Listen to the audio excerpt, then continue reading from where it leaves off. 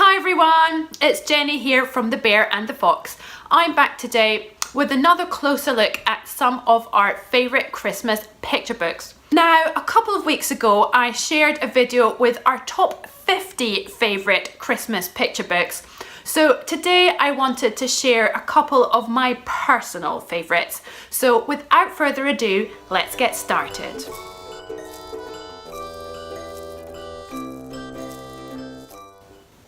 First up, we have Ollie's Christmas Reindeer. This is a really charming story about a wee girl who wakes up on Christmas Eve because she hears a jingling sound outside, and she goes to investigate and she finds a reindeer, and together they go on a magical adventure. Here they are on their magical adventure, flying through the air. Now, what I love about this book, one, it's quite a short one, so it's great for younger children, but what I love most about this book is the illustrations. You can see it here. So most of the book is in black and white and grey tones, and then there are occasional hints of red, and I don't know if you can really see it on the video, but there's also just some little touches of silver sort of sprinkled throughout. Here's another one where they're in the woods, so you can see it's all black and white and grey, and then here's Ollie with a collar, and the collar is red and Ollie's cheeks are red too, and the bells on the collar have little flecks of silver in them.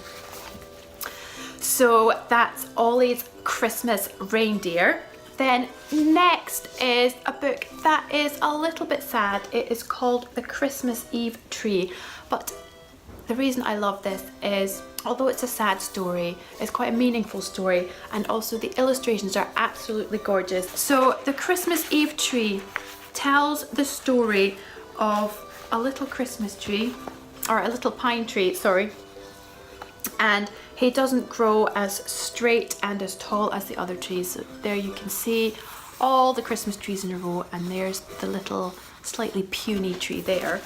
So the trees all get taken away to the city to become Christmas trees, except for this little one, who you can see he's still there in the window, all bent and small. At the end of Christmas Eve, when the store is closing, a little boy comes along and he asks if he can have the tree because it's being thrown away anyway. So he carries the tree in its box down to the river, and he puts some soil, gives it some soil, and then we learn that not only does the tree live in a box, but the little boy lives in a box too, because he is in fact homeless. And everybody comes and joins in the celebrations, and it's quite a magical moment. And the boy stops just for a moment thinking about that he's not going to have a turkey dinner the next day. If he's lucky, he might get some soup in the soup kitchen, and he'll be sleeping in his cardboard box. But for just one moment, everybody has a little bit of Christmas magic. So although it's sad, it's a very beautiful story. Oh, here we go. In fact, I'll just hold this up for you. The magic of Christmas was everywhere, and there is a little postscript to the story as well. So eventually the boy leaves the tree behind and moves on, and the person who's collecting all the rubbish picks up the little tree, and he sees that it's still got a green shoot, so he very sneakily plants it in the park instead of throwing it away with the rest of the rubbish. And the little puny tree, who was not as tall and straight as the others, ends up growing into a big tree in the park and making lots of people happy. And all the other trees, who were bigger and straighter than him, ended up being thrown away at the end of Christmas. So make of that what you will. There are a lot of talking points in this book, and even though it is a little bit sad, I do urge you to give this book a chance, because it's just beautiful, both the story and the pictures. Next we have Last Stop on the Reindeer Express, another gorgeously illustrated book. I think you can see an emerging theme here on why these particular books are my personal favourites. I do tend to go for the ones that have particularly beautiful illustrations. This one doesn't just have beautiful illustrations, it also has a series of cutouts, not just on the cover, but also inside. So this is the story of Mia, who misses her dad. It's Christmas time and she really misses her dad. So she goes to the market with her mum, and while she's at the market, she encounters a magical post box, and she opens the post box, and this isn't just a flap, it's also a cut through to the next page. So that then turns into this. So she steps through the post box and discovers the magical Reindeer Express. And the Reindeer Express takes her on a journey, on a magical journey. And again, just wanted to show you this. So here you can see there's another little door here, and just some cutouts here with the trees.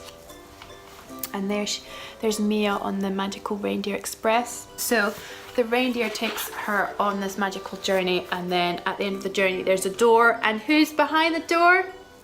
It's Mia's dad.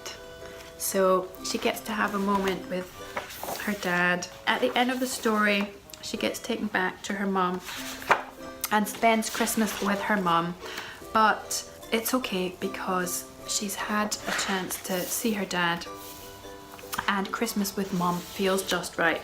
Now, we don't know from the story whether her dad is just away from work or whether her parents are separated, but it is, whatever the reason, it is a great book to read with children who are maybe spending Christmas without one of their parents.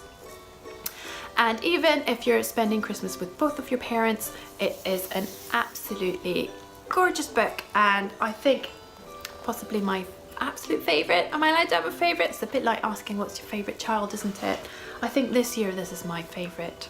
You will not regret adding this to your Christmas library. Next we have Red and Lulu.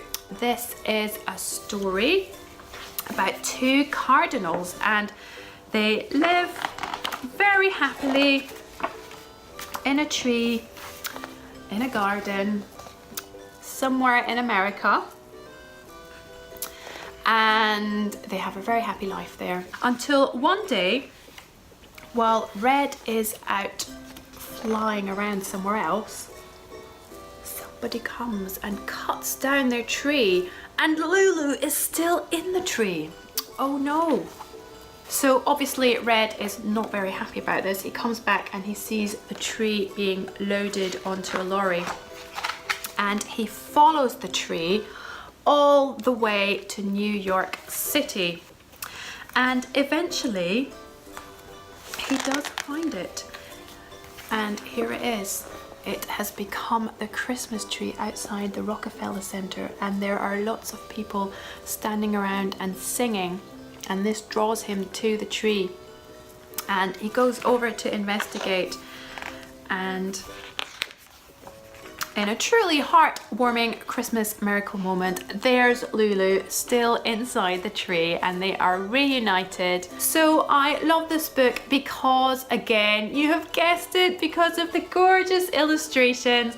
I also like it because it's a little bit different from some of the other Christmas books, and who doesn't like a good Christmas miracle? And last but not least, we have Pick a Pine Tree. Again, with absolutely gorgeous illustrations. I'm kind of repeating myself here.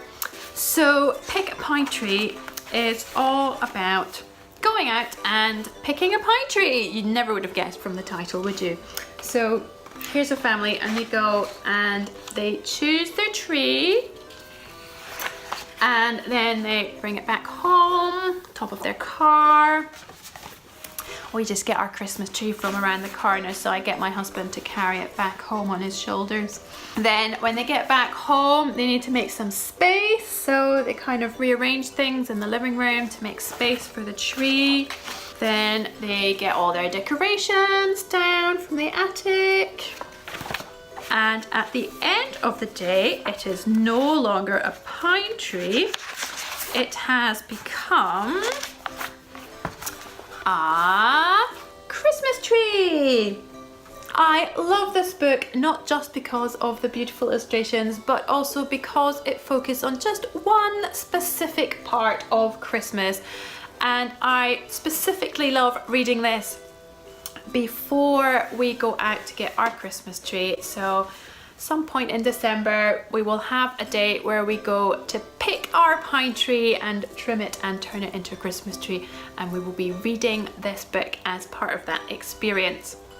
So that's it for today. I hope you enjoyed getting a closer look at some of my personal Christmas favourites, and maybe you discovered one or two that you want to add to your Christmas library. If you enjoyed today's episode, then please do like this video and subscribe to my channel, and I will see you next time. Happy reading. Bye!